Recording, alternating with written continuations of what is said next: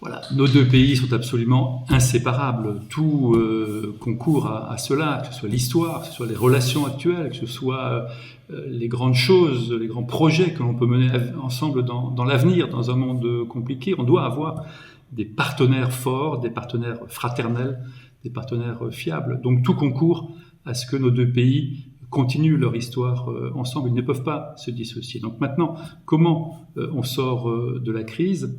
Eh bien, il faut observer maintenant une période de désescalade. Il faut trouver chez les uns et chez les autres, côté algérien et côté français, des personnalités qui pensent que le dialogue et la discussion peut permettre d'atterrir et de trouver un point d'équilibre. La crise, elle ne peut pas continuer. Si elle continue, c'est une catastrophe pour les deux pays. Personne n'a à gagner à ce que cette crise continue de prospérer. Et donc, il faut trouver les moyens de la désescalade, de répondre aux questions qui se posent d'un côté ou de l'autre. La sécurité côté français, plus de reconnaissance également côté algérien.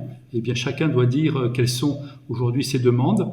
Et comme dans une relation compliquée, si on met sur la table tout ce qui va, tout ce qui ne va pas, et qu'on a envie de le résoudre, il n'y a aucune raison que ça ne marche pas. Et l'histoire de nos deux pays, la force de nos deux pays, leur grandeur, fait que l'on doit trouver aujourd'hui les moyens de mieux se parler.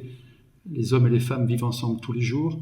Il y a 6 millions de franco-algériens, de gens qui vivent des deux côtés de la Méditerranée. C'est un pays à part entière. Eh bien, ces personnes-là peuvent être au centre d'une nouvelle réconciliation et d'une nouvelle histoire entre nos deux pays, de deux partenaires solides, souverains et qui ont envie de continuer leur histoire commune.